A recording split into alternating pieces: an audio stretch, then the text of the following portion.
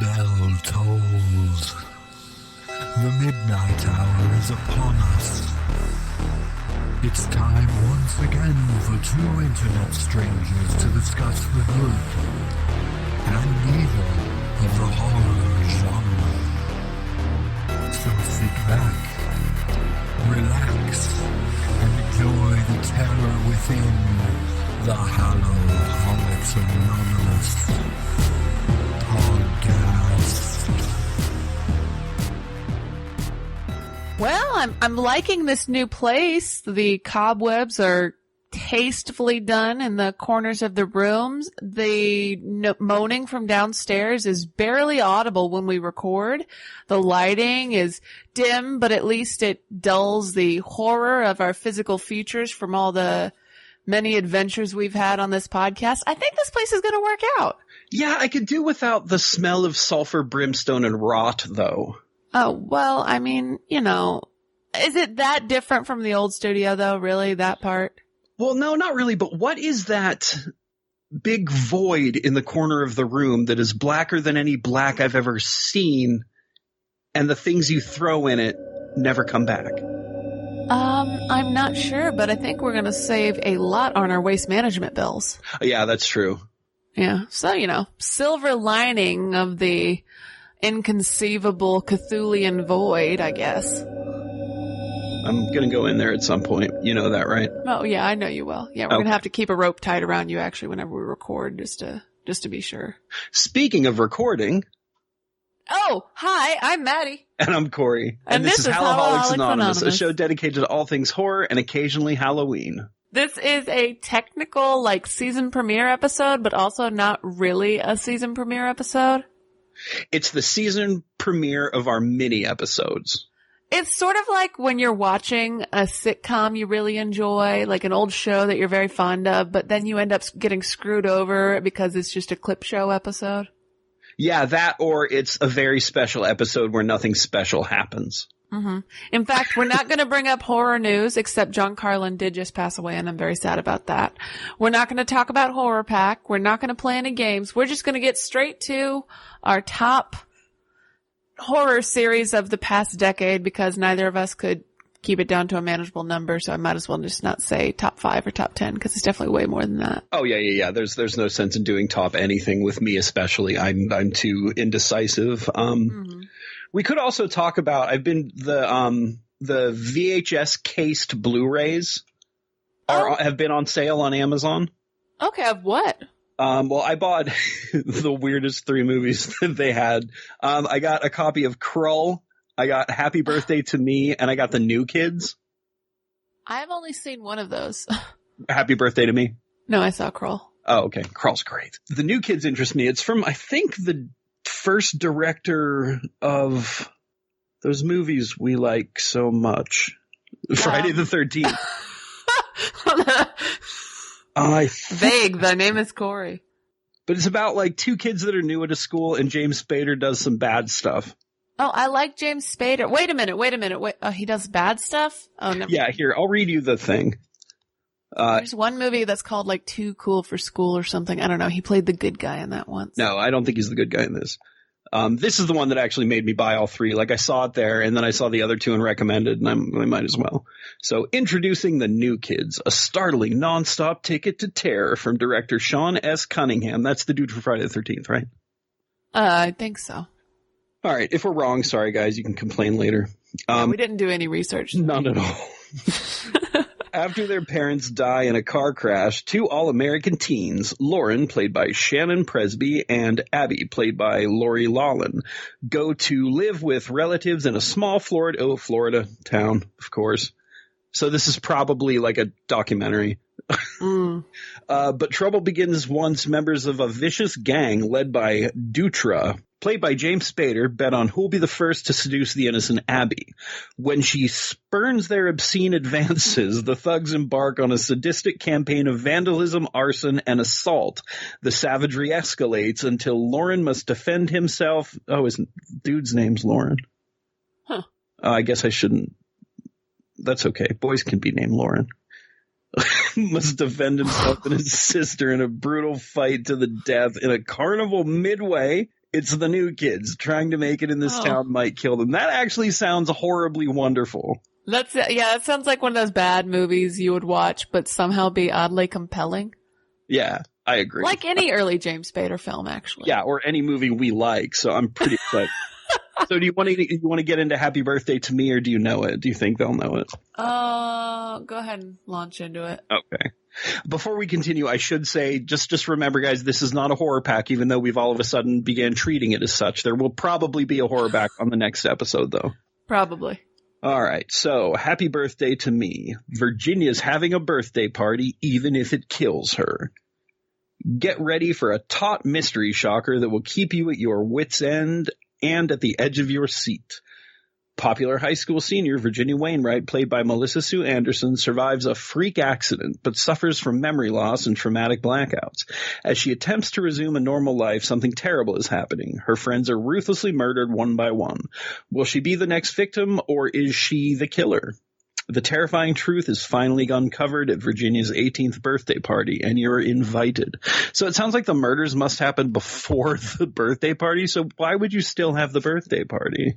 Well, because it's an ironic title, I guess. Is it going to be a very happy birthday if all of your friends are dead?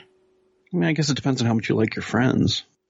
So, and the other one's Crawl, but I mean, everybody knows Crawl, so I'm not going to get into that. The cases are a little more disappointing than I thought they would be. It's really just like a cardstock cover, like the covers they put on the front. I mean, they kind of cool, but and I bought them because they were on sale, but I wouldn't buy them at full price just because they look sort of VHS-y. I think I think Blu-rays, especially steelbooks, I think what we've done for special editions of films has definitely evolved over the years, but it's very rare to find anything in a VHS case that's like really something special. Mm-hmm. There's still a few out there. There's like, an international release of Fright Night 2 that's in a haunted house case with lights on it. That's pretty badass. Oh, that's cool. No, that's a different one. I'm sorry. That one is in a coffin box. Oh, okay. But yeah, there's all kinds of cool VHS things. That's what they should have done if it's that kind of meh. I think we've talked about this before too, but I really miss the old school, like the Frankenhooker VHS case where you press a button, like that kind of stuff. I miss that stuff. Want a date? Want a date? We need to talk about Frankenhooker. We do. I have a t-shirt and everything. I love Frankenhooker. Me too. And I'm sure nobody else does. Just us. So, did you have any particular criteria for your top horror series of the last decade? I didn't. I just went with stuff I liked. Me too. And, wait, did I put, yeah, I did put it there. I didn't really consider whether it was well known or not. I just, the only thing was, did I dig it? If so, I'm going to talk about it. What's funny is some of mine are kind of devoted to zombies, even though I hate zombies. There are some decent TV shows, and I did not put The Walking Dead on this. I didn't put The Walking Dead or Fear the Walking Dead on mine either, because everybody knows about that. And if they like it, they like it. If they don't, they don't. Or if they're me, they watch it and don't care about it. But would you like to start with your first series? Sure. I'm going to start with... let me get my pen so I can cross them off since I'm not doing it in order. I also have two that just started I'd like to mention because I'm enjoying them so far, but we'll get to that. Mm-hmm. So I guess first off, I'm going to go with, and this is in no means in order by which. Mine's in no order as well. Yeah. So. But I'm going to go with this one first since it's canceled and I'm sad about it. But we got a very good Swamp Thing. Oh, yeah. Series that was on DC Universe for a season, and they canceled it before it even started. They canceled it, and I really dug it. It had its flaws, but it was shaping up to be a really good show. Mm-hmm. And they killed it. That's a shame. It could have been something cool. Oh, it really could have been, and it was very it felt very Alan Moore-ish where they were going with that storyline. I don't know how familiar you are with all that and the Swamp Thing getting his powers from the green and all that. Especially because right now is a major time for environmental change. So you'd think there'd be an audience for that if it was on the right network. Mm-hmm. Yeah. And the DCU is just not the right network for anything because nobody's subscribing to it because we're way oversaturated with streaming services right now. My first one is a sort of Monster of the Week series but I just love how they approached it, and that's going to be Grimm. It's probably going to be one of the more well-known series on my list, and Honestly, just the best episode to start with is the first one, because when I started watching it, it was just something to throw on, but I was immediately hooked when it opens with this woman who's about to go running, and she puts on her headset, and then immediately you start getting blasted with this amazing Sweet Dreams Are Made of These track. And it sets you up for some great audio throughout the whole series, but just a really cool kind of detective horror style. The whole series the first part is better than the second. I won't go into what happened with the later seasons with one character that I just didn't like the choices for, but I just love the idea of this family of people who can see the monsters in the world that normal people can't see, and that they're all influenced by fairy tales. It's really cool. Yeah, I watched the first half of that, and I actually know the spoiler you're talking about. I haven't gotten there yet, but one of my work study students kind of ruined that for me, but it's okay. I really dug the first half, and it's not that I lost interest in it. It's just I started it late, and it was on Netflix, so I burned through the first, 3 or 4 seasons. I don't even remember. And the characters are so likable. Like Monroe, he's amazing. Oh, Monroe's so good. And the way they introduce him in that first episode was so good too. Yeah. But, I binged the first 3 or 4 seasons, and then I think I watched one season while it was coming out. And then it went off the air for a break, and I just never went back to it. I'll get back to it eventually. Well, what's your next series? My next series is, let me go with stuff that's been canceled prematurely. So next up, we've got Blood Drive. Okay, go on. Blood Drive, I should send you this. I don't think you haven't seen any of it, right? I don't think so. All right, so Blood Drive was sort of sci-fi's homage to B movies. Oh. The deal was, the main plot was there was this, it's a post-apocalyptic corporate controlled society, and it was this big media corporation that's controlling everything. And it's a cross-country race that's being televised, and everybody's driving cars that run on human blood. Oh my God. They open up the hood and throw bodies, and the engine eats them, and so that what makes them go. But it does this thing. Every episode is sort of a different B movie style. I'm completely unprepared to talk about that. Hold on one second. Fun. It is. It's super fun. Don't just type Blood Drive and expect to get answers. Then you get sent to the Red Cross. So the titles are all very B-movie too. You've got The Rise of Primo, Finish Line, In the Crimson Halls of Cane Hill, The Gentleman's Agreement, Welcome to Pixie Swallow, Faces of Blood Drive, A Fistful of Blood, The Effing Dead. That's a great one. That's a zombie movie sort of shout out where everybody turns into crazy necrophiliac zombies. Oh. It's nuts. But yeah, it's ridiculous, but it was so good. It ran for 1 season, and Sci-Fi killed it because Sci-Fi is a miserable old man telling kids to get off his lawn at this point. Pretty much, yeah. Yeah. There was a really weird period where they were just doing wrestling stuff. Yeah. That was annoying. But yeah, I will get this series to you. Let me make sure I have a decent copy of it. I think you'll enjoy at least. I'd be glad to watch it. The next one I'm going to mention is one that we've talked about before. In fact, we did a whole episode dedicated to it, and that's just going to be Todd and the Book of Pure Evil. Yep, this was on the top of my list. First one I wrote down. Exactly. What else can you say about that? And that it's hilarious and dark and irreverent in the very best way possible, without somehow managing not to be unbearably vulgar with pointless cussing. Mm-hmm. And does occasionally grab you in the feels every now and again. Mm-hmm. You really feel bad for that guy when his talking French Canadian penis had to be killed. Mm-hmm. You know? And those are a different type of feels that it grabs you in, even if you don't have them. Very true. But yeah, that one was a great series. Yeah. All right. Next on my list is Lost Girl. Lost Girl is the opposite of the other two I've talked about, because Lost Girl started out strong, didn't get canceled, but ran way longer than it needed to. Mm-hmm. Lost Girl, its opening season, the whole deal was the main character finds out she's a succubus and finds out that there's this whole oh, I remember this one. This whole underground world of mythical creatures, and there's the good side and the bad side, obviously, and she doesn't want to be not even that, it's the dark side and the light side, sort of. They're not really good or evil. Some are, you know what I mean? But she wants to like be in the middle, and it's really good until it's not really good. But yeah, some series it's like they start off with a concept and they almost have an ending in mind, but since they get renewed too much, they can't quite go with the ending they plan for, and it just putters out. Yeah, it feels like this happened here, and it's got like an okay cast of people you've seen in other stuff, but you don't recognize their names, except for Eric Roberts. He's in it. Yeah, I watched the early seasons and I got bored with that one very quickly. Yeah, I honestly wouldn't recommend going back if you weren't that interested. Mm-hmm. The next one I'm going to recommend is actually a really unique and fun stop motion animation that was aired on Adult Swim for a few seasons. And God, I would have watched a million more seasons of this because of just everything they bring into it. And that would be Mary Shelley's Frankenhole. I wanted to watch that, but I forgot about it because it was on normal TV. I forgot about it as quickly as I saw a preview for it, but I was pretty interested in it. It's excellent. And I think I'm not quite sure what these characters are made of, like the stop motion they use. It looks like they're handcrafted like cardboard pieces, like everything is a moving piece of cardboard that's been painted delicately, but I don't know. They could be wood, who knows? But it's so, the style itself is its own thing entirely.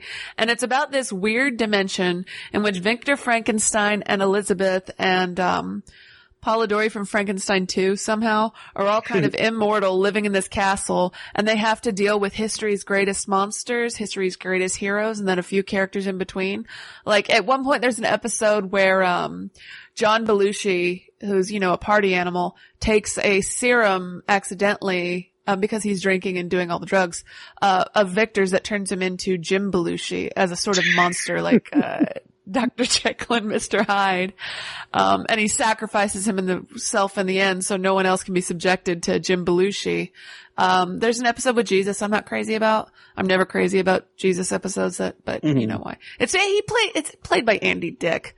I think that's what annoys me. Yeah, I can see why that would do that. But there's great episodes, and some of them are actually really sad, like the Wolfman episode where he became the Wolfman and killed the woman he loved, but the Wolfman can only ever die if the woman he loves kills him. So he spends this time trying to find a woman to love him and a woman who loves him, a woman he can love. And it's such a great series, and it's so funny and irreverent. At times it's a little too irreverent, but it's fun. Yeah, I'm going to have to go back and find that eventually. I didn't think about it until you brought it up. Mm-hmm. I haven't thought about that in forever. All right. So next is Channel Zero, which was... Yep. Okay. One more off my list. Yeah.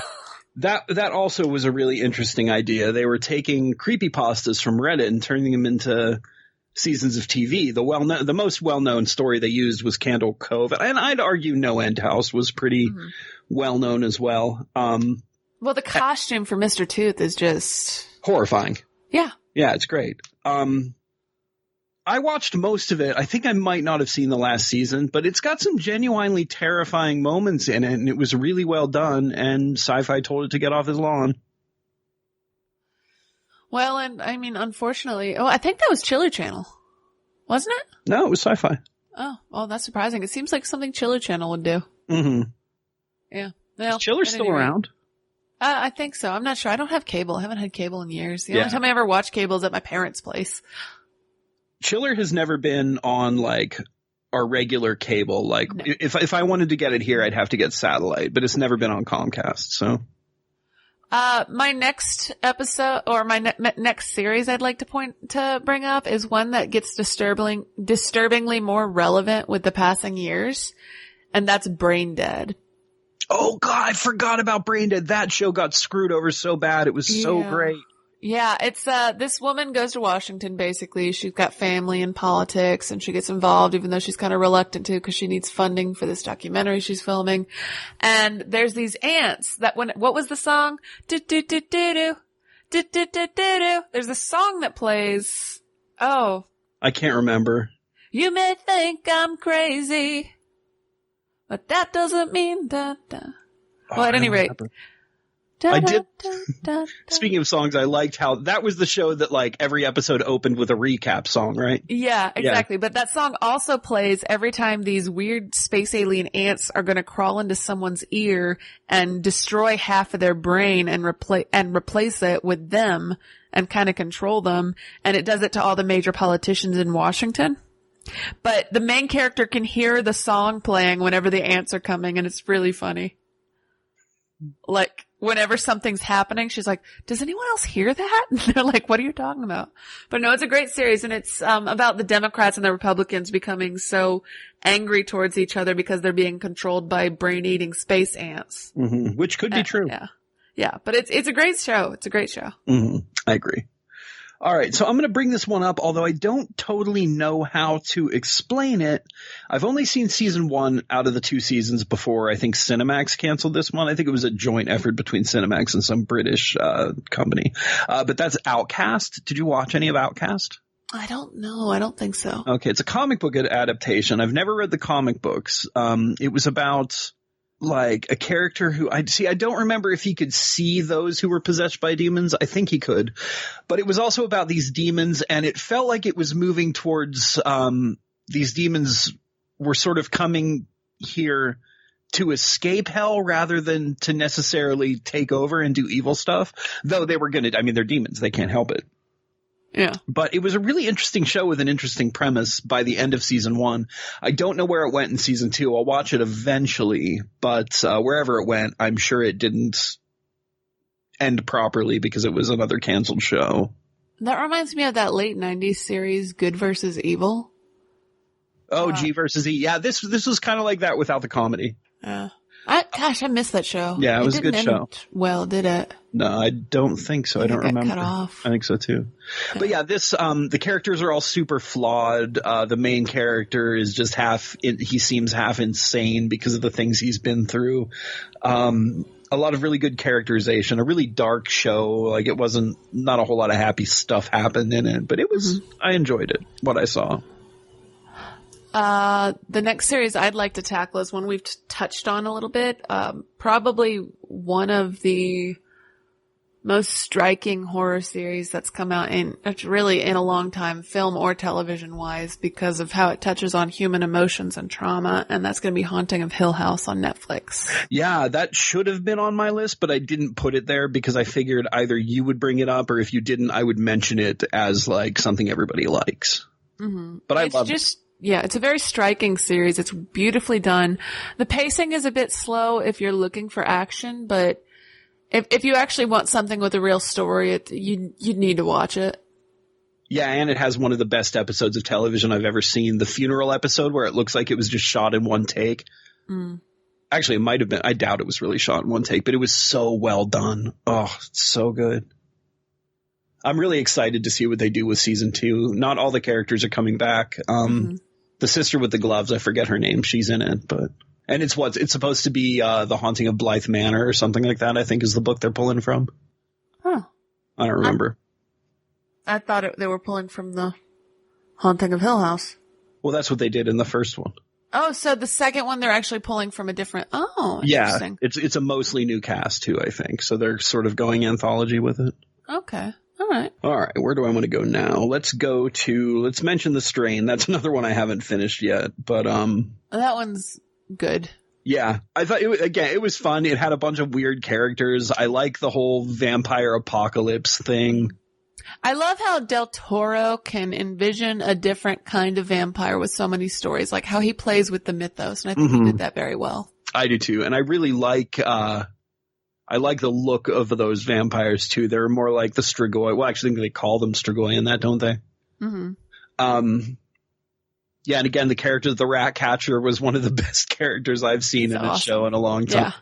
Yeah. And the actor deserved a role like that. He's been in the business for how long, and you never see him in major roles, really? Yeah. He was in Swamp Thing too. He played I forget who he becomes in the comic, but he played an obsessed doctor in Swamp Thing. But yeah, I like The Strain. I need to finish it at some point. I think I'm on the last season. I haven't watched. I'm in the episode right before the book auction. Mm-hmm. Or maybe that's the season finale of the second to the last season where I'm at. I don't know. Regardless. It's a pretty long series. Yeah. I don't know if my next one is cheating, but I'm going to do it anyway. I'm going to go with the new Last Drive-In with Joe Bob Briggs. No, I think it counts. It's a series. Yeah, nostalgia-wise, it's just really great to see this actually very intelligent man make a comeback in the way he has on the Shudder channel. Like, everyone in the community, practically, everyone who knew him wanted him back, and it's almost like nobody knew they wanted him back until he got a series. In fact, when Chiller launched him, he crashed the network on the first day because everyone was tuning in. And I love how he takes all these movies and gives you like these in-depth analysis of everything and the people who made them and the things leading up to it. He's like a fun, crotchety old man who knows his shit about B-movies, and he's just fun to watch. Yeah, I didn't know I wanted him back until I sat down to watch Celebrity Bowls in the Slime Ball Ball-orama, because I didn't want to just watch the movie again when we talked about it. Yeah. So I thought, all right, it'll be fun if Joe Bob breaks this up for me a little bit. And it was. And then I ended up staying up all night watching a bunch of other ones from that series. I haven't watched it all, but what I've watched, I've absolutely loved. It is nice to have him back. I do wonder if he sleeps, though. Yeah, good point. Who has time for that anyways? Right? Okay, so we're going to go into the Stephen King universe for a minute and talk about Castle Rock. Oh. Castle Rock is on Hulu. It takes place in Castle Rock, which is where Stephen King, it's his like company too, isn't it? I haven't watched it. I don't know. Point is, it takes place in a small New England town called Castle Rock. Castle Rock's in Maine. Really? New England? Yeah. Yeah, exactly. Well, I mean, the whole point is like, it's sort of a place where all of his stories and some of the characters converge, and it's also an anthology. The first season sort of brought dimension jumping characters in, and you meet what was the kid's last name in The Shining? Oh, shoot. Danny. I don't know, but you meet an ancestor from The Shining, stuff like that. Season 2's got the woman from Misery in it that Kathy Lee Bates played. The actress is brilliantly portraying it in this too, and her daughter. So they bring her in. They've also brought in the vampires from they go to Salem's Lot, and the vampires are in there. It's really, really good. I haven't finished it yet, but Castle Rock is definitely another cool one. Well, while we're on the subject of anthologies, I have 2 anthologies, but I'll start with one of them here. Dimension 404, which is also on Hulu. I don't usually recommend a lot of anthology series, newer ones for people, because I think the old ones did it best. The original Twilight Zone, the 90s version of Outer Limits, Tales from the Crypt. But Dimension 404 brought a kind of lighter tone to horror television that I haven't seen in a while. That was really nice. Were they shorts? No, they're like it's 30 minutes to an hour long each episode. Huh. They've all got a comic tone to them, but I really love the first episode, in which it's about a guy who's lonely and he finds a girl online.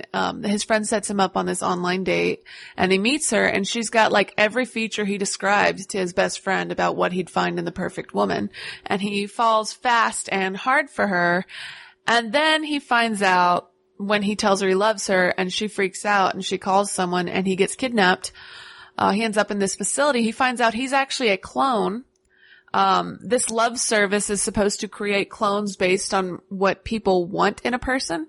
And whenever a clone ends up just not working out, they just take them back to the facility, and they have the choice of dying and being rebuilt, or just living there as a work slave. And he finds out there's like 5 or 6 other versions of him, because she keeps like basically rejecting them. And this has happened to a lot of people on this dating service. And it's a cool opening episode. And I enjoyed every episode in Dimension 404 so far. I didn't love all of them, but it's so far it's been pretty good. Hulu is telling me I watched them all, but I have no memory of any of them. I must have been drinking. Oh, really? You? Yeah, surprise, surprise. Unusual. Oh, there's a Polybius episode I don't remember. Well, it looks like I'm going to go back and watch that again.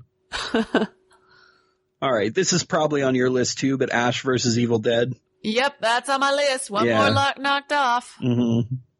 What can you say about this series? Like, it's just perfect. Yeah, I mean, it's the perfect sequel series to Evil Dead 2. It's great.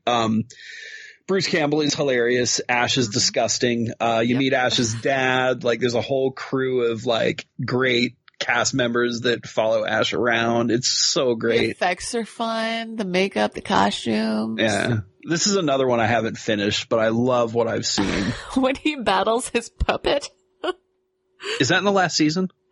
No, it's that's in second season. Yeah. There's just so many fun nods in this show. I can't watch more than 4 episodes maybe in a sitting because it's so gory, but it gets intense. And the music is great. The soundtrack is super good too. My next one is a sort of forgotten, half-finished web series called iZombie.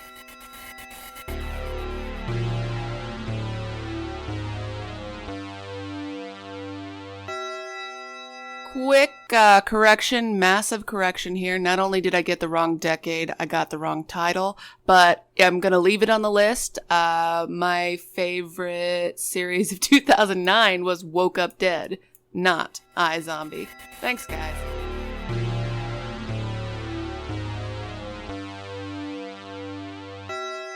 I don't remember much about it. I just remember really enjoying it. And the dude from Napoleon Dynamite is in it. And he becomes a zombie. I don't quite remember why, which is, I guess I should have done my research on this one, but I know it's a good series. And it's about him sort of, struggling with his day-to-day issues and trying to find out why he's a zombie.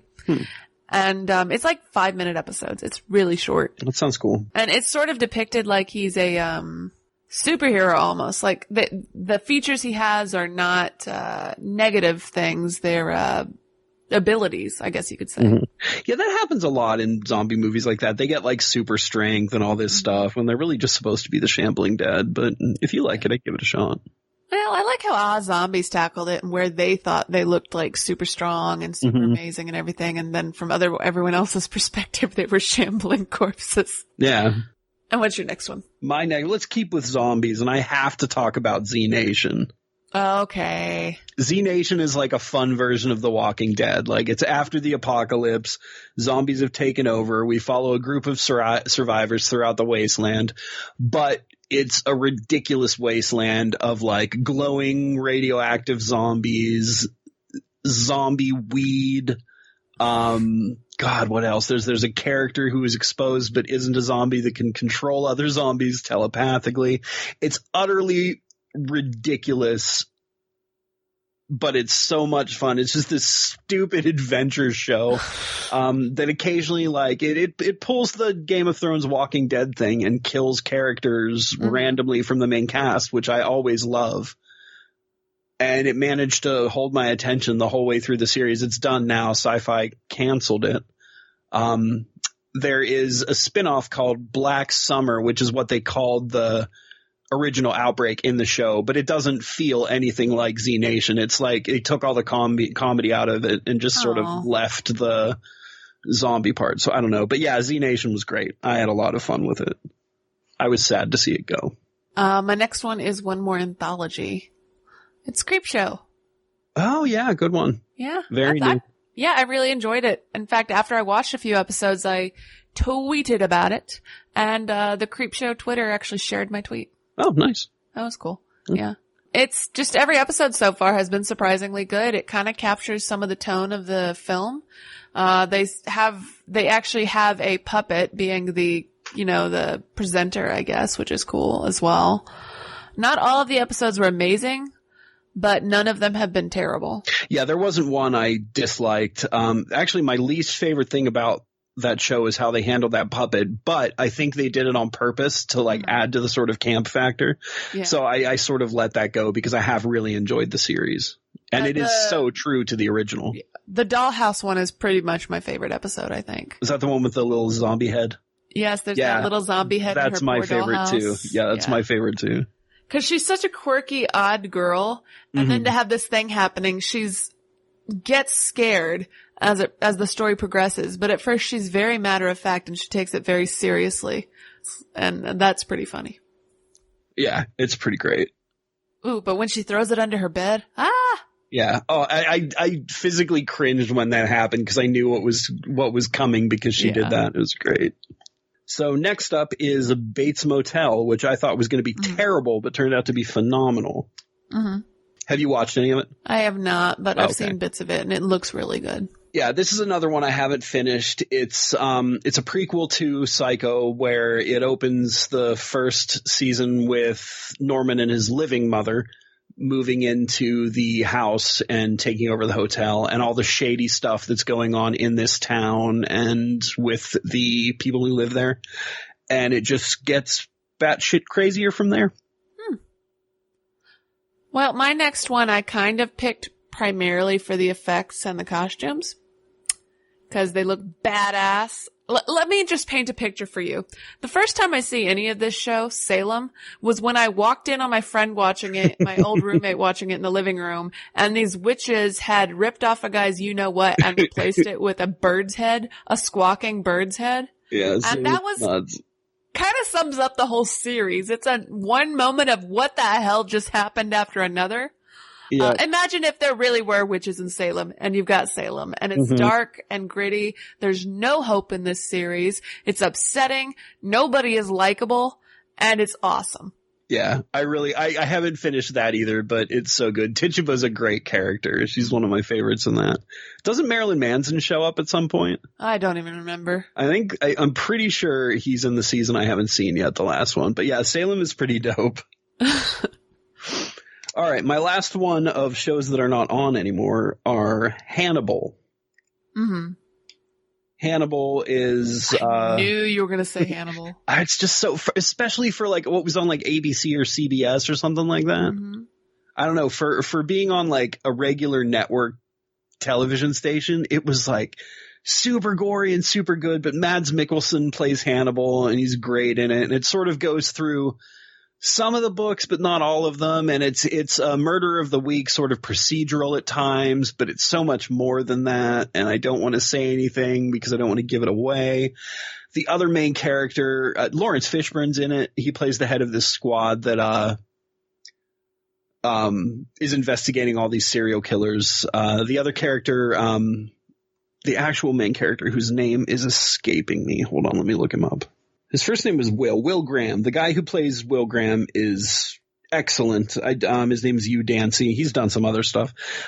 They make him sort of, and he talks about this in the first episode. He's on the autism spectrum. He's pretty close to as broken as Hannibal is and equally as smart. So this whole thing, at first Hannibal's helping them. I don't want to get too into it. I don't want to ruin it for people. At first he's helping them as sort of a consultant, and it gets further and further into the murders, and you find out more about Hannibal and how like he's sort of trying to like twist Will to the sort of dark side that is Hannibal. Manipulate him, yeah. Yeah, manipulate him. It's really, really well done. And it ended prematurely, but it ended really well. Do you think they're going to get to how the book series ended? I have no idea. Yeah. I don't trust that any book series is going to end after Game of Thrones. I know. Jesus Christ. George R. Martin took all my trust away from writers. Yeah. Well, my next series, I'm getting a little bit lighter here. My next series is Ugly Americans, which was an animated series on Comedy Central for a while. Didn't have that many seasons, but it's about a guy who's a normal human who's like a social worker. He lives in a world where there's monsters and fantasy creatures and weird seagull people who never wear pants but shit everywhere and cuss. And it's funny in a sort of American Dad style, Simpson style way, and I really like the animation. Right on. Yeah, I'm not huge into that sort of humor, but I might give that a shot. Yeah, I mean, there's some legitimate good episodes. The problem is, like, the main character's dating a succubus, and there's real feelings between them, but she is evil, and he is definitely not evil. So, there's That's definitely cool. some issues between them from time to time over that. And that was that one. Right on. I've got my two that just started. I could just start with those to keep it going. Okay. I only have one more after that. Okay, cool. So now I'm moving on to things that just started, one of which I just finished an episode In fact, let's talk about that one first, because I just watched it before we started. It's called October Faction. Mm-hmm. It just released on Netflix. It's another comic book adaptation. It looks to be about a mom and dad who fight monsters for a living, and they're sort of hiding it from the kids and all this stuff. Oh, my friend was watching this last night. Yeah, I don't know much about it yet, but it looks really good. The first episode is super fun. Like, the dad gets wasted and drunk at his father's funeral, and then they have to fight a monster in a supermarket freezer / stock room, and he just talks about it because this specific monster invented a jingle for a lemonade like years ago. So it's so far it's insane. It's the exact kind of TV I love. And I'm recommending it even though I've only watched one episode. Twin Peaks. Okay. So imagine if Twin Peaks was very, very hillbilly, and you would get one of my favorite weird Adult Swim series, The Heart, She Holler. Now I watched a few episodes of that. I liked it, but again, like, Adult Swim just falls off my radar. Yeah, you know, if you binge through the whole show, you don't really have to watch it in order, but it's just so bizarre and ridiculous and funny and dark, and sometimes it's kind of upsetting. How to describe the storyline is very difficult because it changes from episode to episode and nothing is linear. Characters die over and over again and get trapped in these weird psychological demented spirals. But the idea is the main character is a dumbass played by Patton Oswalt who he can't spell or read or write. And then he's got two sisters. One of them is a whore. The other one hates herself and loves her husband, who's dating the whore sister. His mother is an old witch thing. And his father is dead, but also in a television set, with his, like, last will and testament, which is actually just a man in a television set who just conveniently shows up to talk to them at any point in time without actually, like, it's like it's his last will and testament, but he knows what they're saying and can respond. Oh God, that sounds amazing. And just, to give you an example of one episode, the sister who hates herself enters a pie competition, and she decides that she's going to kill herself, so she just climbs into the oven. And during the pie competition, everyone's eating the pies, and the best one is the one that has her in the pie that she baked herself into. And so that pie wins the competition, and they're all like, we love it. And then she slowly, like, climbs out of the heart of the pie, and she's just covered in blood and jam, and she's just so happy that everybody loves her, and everybody's horrified and screaming, and it's just, that's that awesome. whole series is a mindfuck. I really need to watch that. Yeah. All right. So the last thing I have is, I mean, this is pretty obvious. If you know anything about me, you know I am obsessed with the books, the video games, even the older bad TV shows of this show. But Netflix just released the first season, well, about a month ago now, the first season of the Witcher live action TV show starring Henry Cavill. Mm-hmm. And it's not following the video games. It's following the source material, the books that the author, whose name I can't pronounce, wrote. It's a little confusing for people, I think, because the books are non-linear. It's especially the first few books of short stories. They just sort of happen whenever the author feels like telling them. And the series does this too. So you don't really get a sense for when these characters meet, how old they are, because it just jumps around in their timeline so much. And a lot of them are practically immortal, so that doesn't help either. And the main character, like, have his magic, he's infertile or something, right? Yes. Yeah. Part of the Trial of the Grass, as it's called, renders the Witcher infertile. Because the Trial of the Grasses is they're, like, forced to drink all these potions and do all this stuff to give them, like, super strength and magical powers. They're essentially the X-Men in medieval times. That's the idea. They're mutants, but they're homemade mutants. So I guess more like Spider-Man. Yeah, I love it. It's funny how well the Netflix series follows the super low budget Polish series, because I was watching...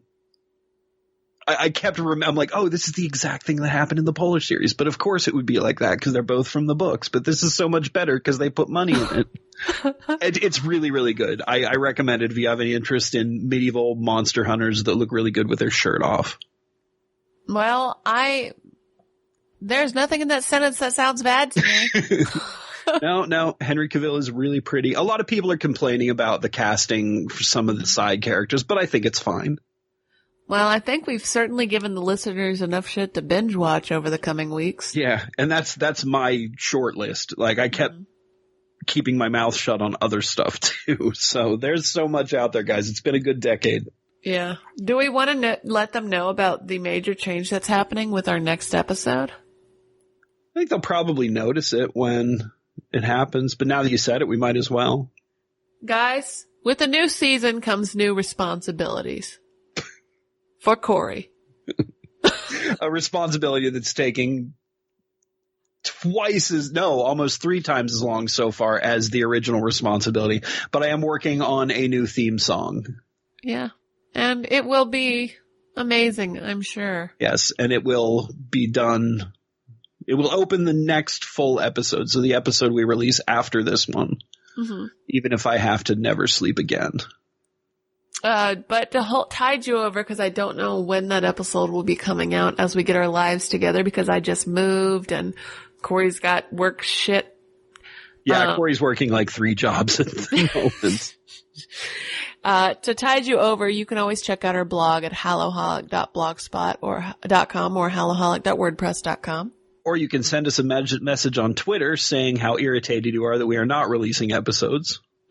You can find us at Nowhere23 or by searching Hallow-Holics.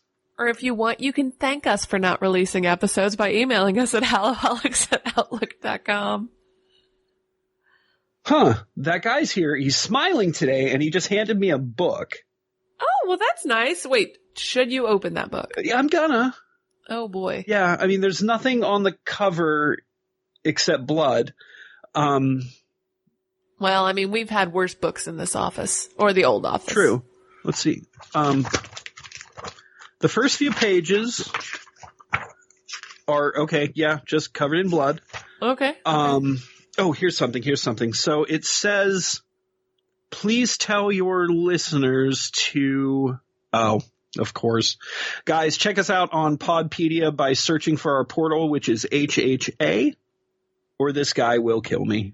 This is lazy, man. This is lazy today. Are you getting disappointed that his methods of threatening to kill you are less creative?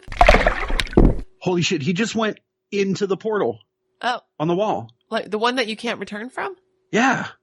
Well, I guess we won't have to worry about him anymore. I don't know about that. He's a crafty fella. Mm-hmm. Speaking of which, we have all of this trash that we somehow accumulated in the last hour, Corey, with your juice boxes. They're delicious. I can't help it. We should probably throw them into the portal. Yeah, I mean, if nothing else, maybe the poor guy can subsist on my leftover apple juice. Oh, that's true. Or the remainders of the drops within those little juice boxes, I guess. Yeah, you kind of drink them like a vampire. You just drain them from the inside out. Yeah, it's weird how I can do that. I like to call it non-Euclidean hydration. Next episode, we'll be talking about The Final Girls and Final Girl. Yes. Oh, God, I got to watch those again. Luckily, I like them both very much, but I watched this like a month ago when we talked about this. All right. Good night, guys. Good night. Thanks for listening.